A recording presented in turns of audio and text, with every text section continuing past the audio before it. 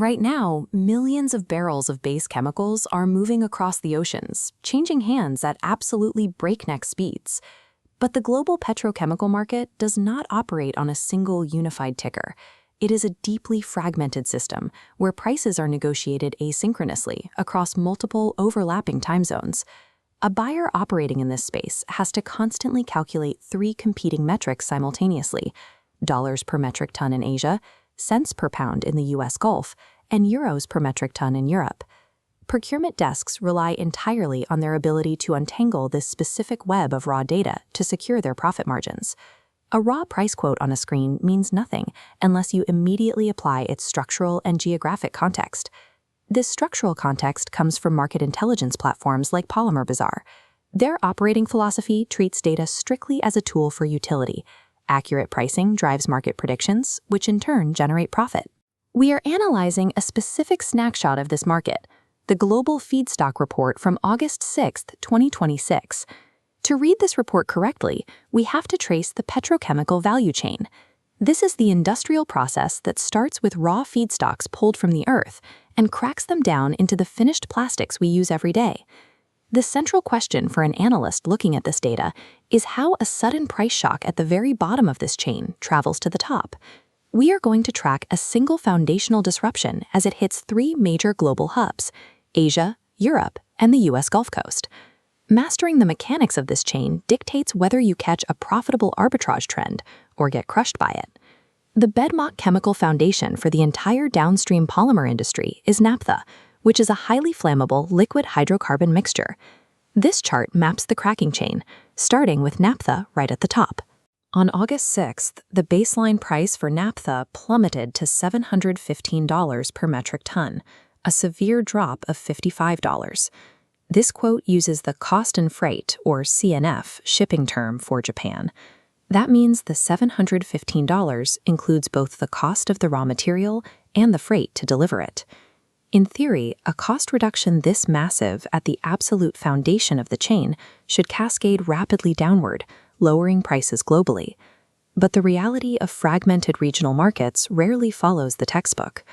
A severe discount at the foundation guarantees absolutely nothing for downstream buyers if the regional supply chain is decoupled. We see this decoupling immediately by checking the first intermediate chemical branch derived from naphtha, propylene.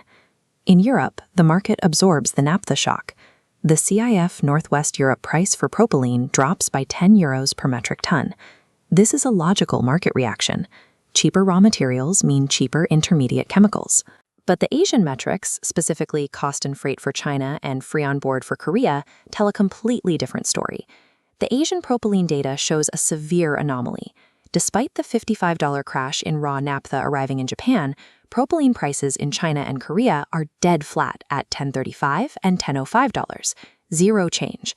The massive Japanese discount completely failed to penetrate its own regional market because intermediate chemical demand in Asia was still high enough to hold prices steady.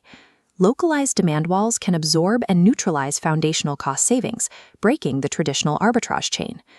The breakdown in market logic gets even more extreme when we look at the second major branch coming from naphtha, ethylene. In Asia, the ethylene market is stagnant and mixed, holding flat in the northeast and trickling down just $10 in the southeast. But the true shock in this dataset requires a pivot away from Asia entirely, looking directly at the United States Gulf Coast.